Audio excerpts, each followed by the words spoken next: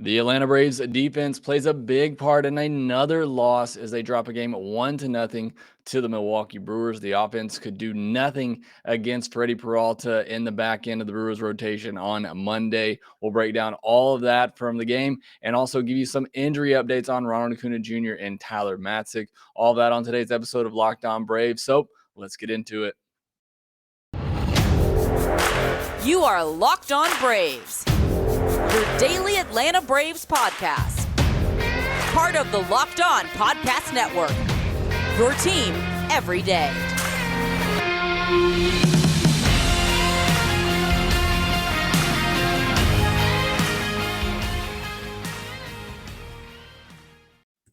Hey, and welcome back to Locked On Braves, part of Locked On Sports Atlanta, where we cover your favorite Atlanta sports teams each and every day.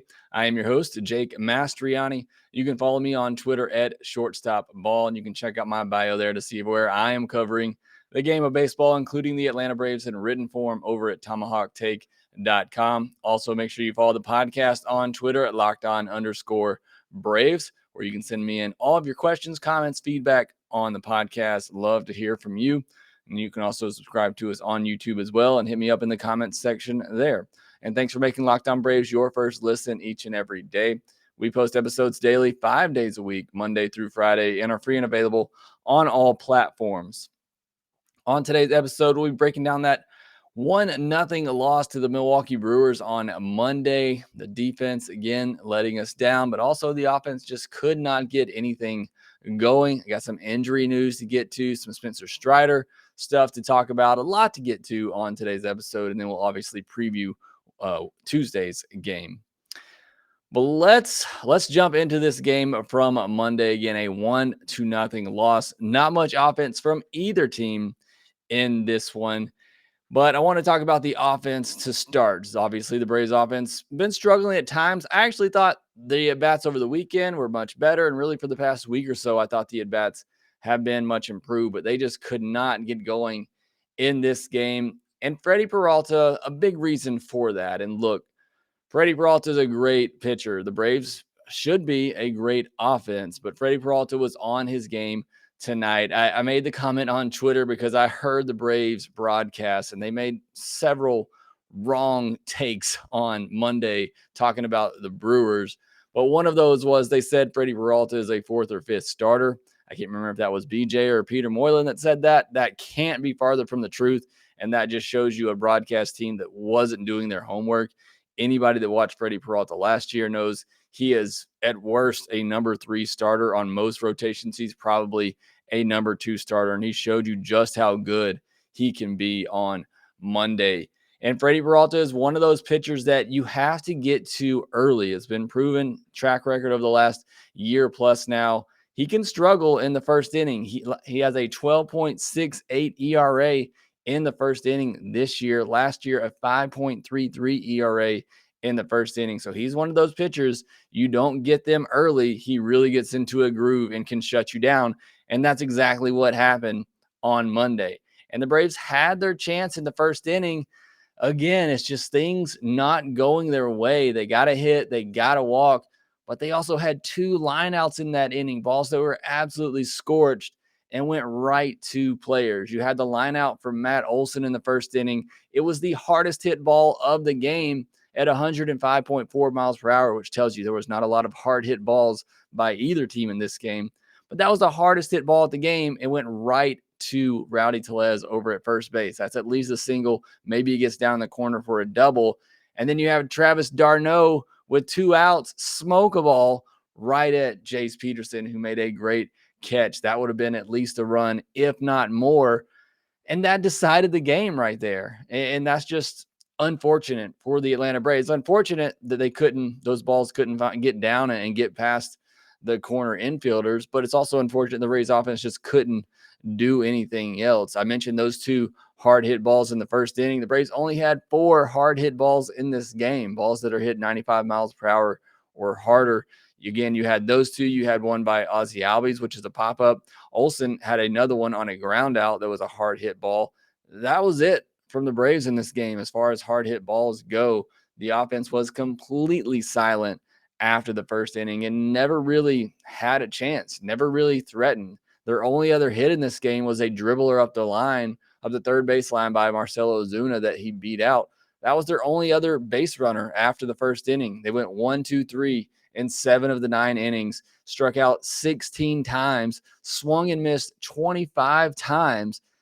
But what really kills me is they took 24 pitches for strikes against Freddy Peralta.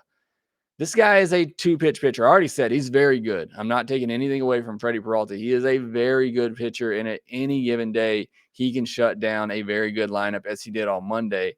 But to take 24 pitches for strikes, that's just telling you that the hitters were completely confused and lost. And again, this is going up against a guy who is a 2-pitch pitcher. So great job by the Brewers, I guess, and the catcher, Omar Narvaez, and calling the pitches and mixing them up and keeping Braves hitters off balance. There was one at bat in particular, kind of later in the game. Travis d'Arnaud got to a 3-2 count and looked at a 92-mile-per-hour fastball right down the middle. That there tells you that they just were playing wrong. They were guessing wrong all night long. He was clearly looking for that slider, which is really good from Freddy Peralta, and he got a heater right down the middle and just watched it go by. I mean, right down the middle, split the strike zone. So, again, Freddy Peralta, very good. He's going to have outings like this where he shuts down some of the best lineups in all of baseball. Yeah, but unfortunately, the Braves just couldn't get anything going. They couldn't get those line drives to get down in the first inning, and that was really the only chance they had. Now, the defense for the Atlanta Braves continues to be a problem, was a problem on Monday night, and led to the only run of the game. You had an error in the first inning by Matt Olson. It cost Ian Anderson, 8 or 10 pitches there in that inning. I don't know that it ultimately had too much effect on the game because I don't think Ian Anderson was really going to go much further than he went in this one. But still, Matt Olson, I mentioned it on yesterday's podcast, is really struggling defensively over there at first base right now. But the play of the game for me was the Hunter Renfroe double that should have been a single, a ball that was roped down the third baseline into left field, hit hard enough that when it caromed off the wall out there, any just average left fielder should have been able to get to that ball and get it back in to hold Renfroe to a single. And you go back and watch Renfroe when he's running to first base there. He's not thinking he's going to get to 2 because he knows how hard the ball was hit, knows that that's typically going to give a carom to allow the left fielder to hold you to a single. But he looks up, sees Ozuna still nowhere near the baseball, and then you think, okay, well, Ozuna doesn't have an arm either. I'm just going to take this extra base. That drives me insane. And I get it. Acuna's not healthy. You got to put Ozuna out there, or at least I guess you have to. The only option would be to put Heredia out there and have Ozuna as a DH. Heredia is striking out almost every time he goes up there. But Ozuna just can't be in the outfield anymore. I'm sorry. I'm tired of seeing plays like this that cost the Braves games. And that was a play right there that, again, just any normal effort, any normal outfielder with any kind of speed gets to that ball and holds Renfroe to a single. As it happens, he didn't. Renfroe got to second. He moves to third on a ground out and scores on a wild pitch. And that's your ball game right there. Now, again, the Braves offense has to score. I get that. But that's the only run allowed in this game, and it's because the Braves have Marcell Ozuna in the outfield, and he's giving you very little effort on a very important play. I mean, just give me some sort of effort. I mean, it didn't even look like he was hardly trying to get to that ball, and then he just finally gets to it and lobs it in because he has no arm. I can't tell you how frustrating it is to see that type of play and lack of effort out there for Marcell Ozuna. I get it. He's not a good defensive outfielder. He shouldn't be out there, but the Braves are having to put him out there right now. And that was the ball game. I mean, that right there was the ball game. That's the only run scored in this game, and it's because of a lack of good defense on the Braves. And you had the wild pitch by Ian Anderson. I know that ultimately scored the run. Nothing Travis could really do about that. Behind the plate, that ball was just completely spiked. So frustrating to lose a game when that's how the only run was scored, and that's how you lose. But I want to focus on Ian Anderson because it was a really great start from him. He continues to be impressive. 6 innings, 4 hits, 2 walks, 1 earned run. Again, we're not going to go over that again. I'm still frustrated about it, as you can see. But 1 earned run, 3 strikeouts, 103 pitches, 61 strikes. Look, you're going to take this from Ian Anderson. He's never going to be that guy, or I'm not going to say never, but he's still just not that guy that's going to go out there, give you 7, 8 innings. He just, for whatever reason, loses command at times, goes too deep into counts, 103 pitches in 6 innings. But he does give you 6 innings on a night where the Braves really needed it because the bullpen was taxed from over the weekend, and he gives you 6 strong innings. And he's been great since that first outing of the year, and I talked about it then. You know, he had a bit of a weird spring training, and I kind of gave him a pass for that first outing of the year where he got roughed up, and he has been great since then. He has a 2.70 ERA in his last 6 starts, and his season ERA now sits at 3.75. So he is on a roll. He mentioned after the game he's starting to feel more like himself, starting to get in a rhythm. So that is certainly great. I mean, the Braves have 4 starting pitchers right now who are all pitching well, and Max Fried, Charlie Morton, Ian Anderson, and Kyle Wright. I mean, there aren't many rotations in Major League Baseball right now that are that solid. They just need a little bit of help from the defense, a little bit of help from the offense, and this team can get on a roll. But you got to feel great with the pitching staff and where they are. And every day those guys go out there, you feel like you have a chance to win. All right, next I want to focus on Spencer Strider, give you some injury updates on Ronald Acuna Jr. and Tyler Matzek. Before we do that, let me tell you about betonline.net. They continue to be your number one source for all your betting stats and sports info. Find all the latest sports developments, league reviews, and news, including this year's NBA playoffs and the start of Major League Baseball season. BetOnline is your continued source for all your sport wagering information, from live betting to playoffs, esports, and more. Head to the website today or use your mobile device to learn more about the trends in action. BetOnline, where the game starts. Speaking of starting, it seems like that is not going to be in the plans for Spencer Strider, at least for right now. He came into the game on Monday, a bit of a surprise for a lot of us, I know, but he did come into the game on Monday, which means he will not be starting on Tuesday. We'll get to that starter later. Look, to me, and me and Grant McCauley talked about this on the postcast, just go ahead and put a label on it. Like, if this is what you want to do with Spencer Strider and just make him a multi-inning reliever out of the bullpen, that's fine. I think he's great there. I think that's a great role for him. He's been great in that role. But let's just go ahead and put that label on it, so there's not this questioning, this back and forth. And I'm sure, it's more on us as fans than it is the Braves internally. But I'm sure there's some of that for Strider as well. And I'm sure he would like to start, or at least know what his role is going to be. But there's been 3 or 4 times now where the Braves could have easily set Spencer Strider out and gave him a start the following day, but yet they used him in the bullpen. And I just don't get it. It's kind of frustrating for me as a fan. I got to imagine it's a little frustrating for Spencer Strider. What is the plan with this guy? And, while I was ready to just say, okay, well, Snitker's going to use him as a multi-inning reliever. That's what he's going to be. That's what we're going to label him as. And then Snitker says after the game that he would have started had Tyler Matzek not gone on the IL, and they didn't need to use Strider on Monday. So it's just so confusing what they're doing with this kid. Are you going to use him as a reliever? Are you going to use him as a starter? There's been numerous chances to use him as a starter, and they just haven't done so yet. So I believe he's a multi-inning reliever, and I'm going to get into that, a little bit more here in a second, is why I think that's his role going forward. But I wanted to just highlight the fact that when you look at Spencer Strider and what he is now, I think Freddy Peralta gives you a good picture of what Spencer Strider could be, because Freddy Peralta is dominating. He is a really good pitcher. Go back and look at him from last year. And you can look, obviously, if you watch Monday's game, he dominates with a fastball slider combination for the most part. Those are the 2 primary pitches that he throws. Spencer Strider is that same type of pitcher, and I keep talking about the fact that he needs to find a third pitch in order to be a starter, and perhaps that's not the case. Perhaps he can go the Freddy Peralta route and be a dominating pitcher with just those 2 pitches. The only thing with Spencer Strider is, can he maintain that velocity that he has, particularly with the fastball, for 5 or 6 innings. We have not seen that be the case yet. We've seen that velocity tick down as he gets into his 4th, 5th inning.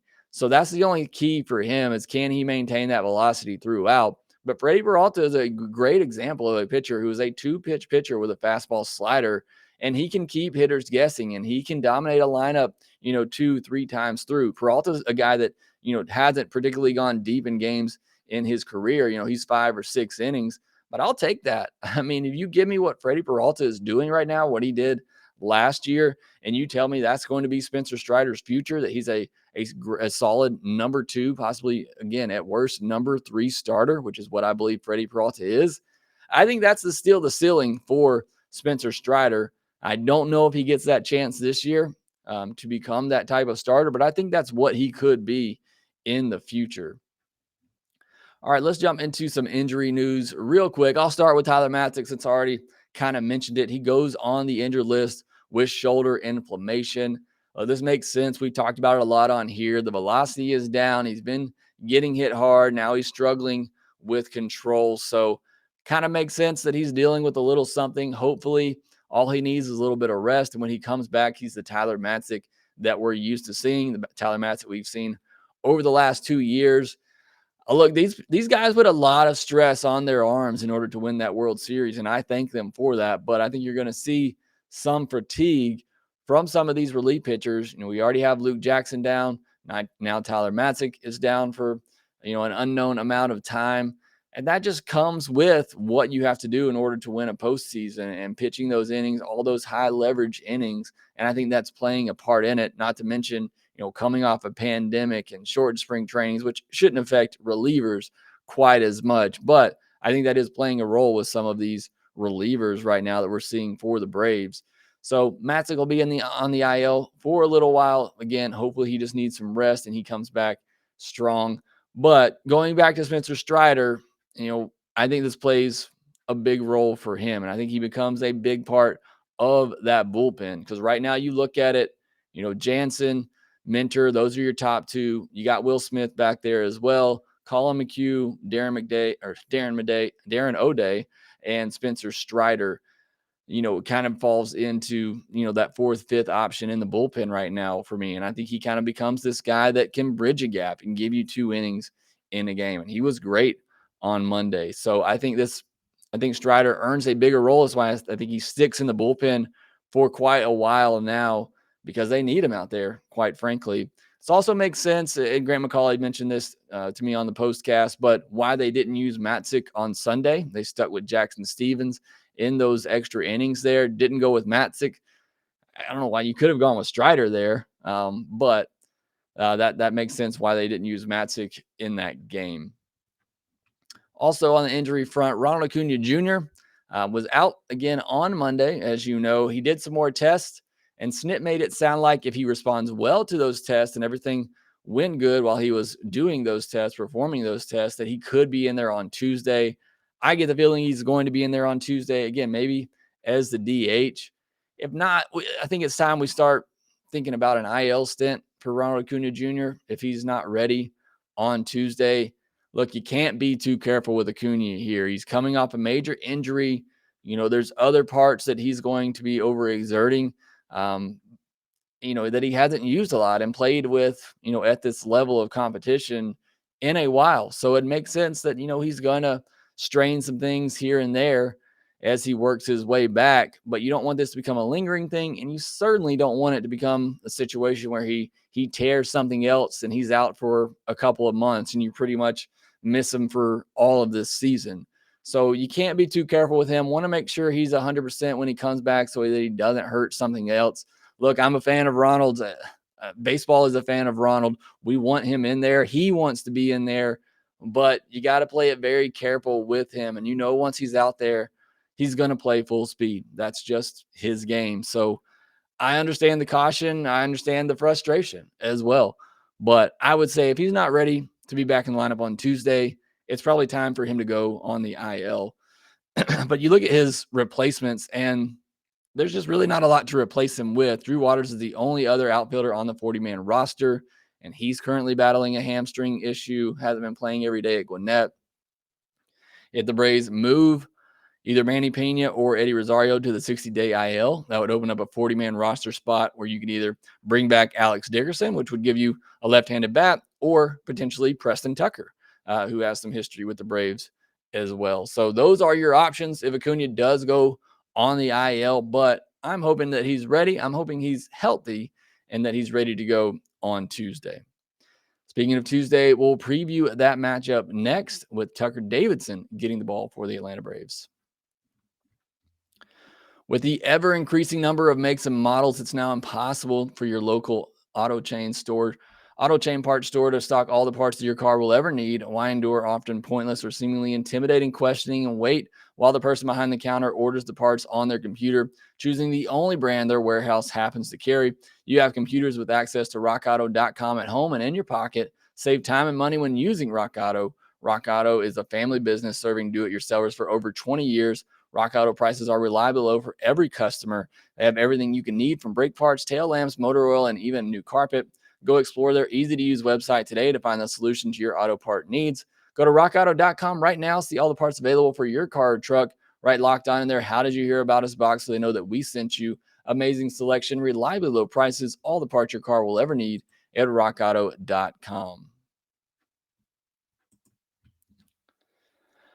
On Tuesday, it'll be Tucker Davidson versus Adrian Houser. Houser on the season, 30 and a third innings, 28 hits, 15 walks, 25 strikeouts, a 3.86 ERA, but just one home run allowed. Adrian Houser, a pitcher who really, really works on getting weak contact with that sinker. So something to watch out with for the Braves. Doesn't strike out a lot of batters, a good thing for the Braves. But again, really does a great job of creating weak contact. 15 walks in 30 and a third innings this year. Braves got to be patient with him. Make sure that they get into count leverage situations and make sure they're not getting on top of that sinker and driving that ball. And hopefully the balls are finding holes for him in this game. But again, doesn't give up a lot of home runs. Only one home run on the season. Again, works on a ground ball pitcher for sure. Works on getting that ball on the ground. The Braves rely heavily on the home run. So going to have to string some hits together, take advantage of some walks in order to score some runs on Tuesday. Last two starts for Houser, both against the Reds, 9 innings, 13 hits, 5 walks, 7 earned, and 9 strikeouts. So has not been good lately. Hopefully the Braves offense can take advantage here. Acuna, Albies, Olsen, Ozuna, and Riley all have good numbers against Houser, but in very limited sample sizes. As for Tucker Davidson, 26-year-old left-handed pitcher, made a couple of brief appearances at the big league level so far. Has not gone well for him. He also pitched in the World Series last year for the Atlanta Braves. That did not go particularly well either. He's mostly fastball slider. He'll mix in a curveball as well. A little bit of a rough start for him at Gwinnett this year after he got an appearance for the Braves to start the season, but did not get a shot in the rotation as I thought he would. But he's been much better later for Gwinnett. His last 2 outings in particular were really good. His last outing on Wednesday, 5 innings, 4 hits, no walks, 1 earned, and 6 strikeouts. No walks, very key for Davidson. It's been a problem for him and a lot of these young starters like Bryce Elder who have come up and struggled with command. So trust your stuff. I would typically say trust a very good defense behind you, but the defense has not been great lately. Still, you got to trust those guys that they'll make the plays. Trust your stuff in the zone. Cannot walk batters. This Brewers offense is a one that can struggle at times, is not very good. So you can't give them free passes, allow them to get easy runs, as the Braves basically handed them a run on Monday. Look, I'm not great at predictions, so this is probably going to be wrong, but I think the Braves offense is going to have a big day on Tuesday. After a very quiet day on Monday, going up a pitcher that's been struggling, I think they're going to have a big day on Tuesday, 6 or more runs, and I think they come out with the win. So I generally try to stay away from predictions because I feel like I'm terrible at them, so the Braves are probably going to lose on Tuesday, but I'm feeling pretty good about this game for the Braves. I don't know how Tucker Davidson is going to do on his side of things, but I feel like the Braves offense at least is going to have a much better game. It's got to be better than what we saw on Monday. That will do it for this episode of Lockedon Braves. Be sure to follow us on Twitter at @Lockedon_Braves. You can follow me at @ShortstopBall. Make sure that you rate, review, and subscribe to the Lockedon Braves podcast wherever you get your podcast. Subscribe to us on YouTube as well, and we will talk to you next time.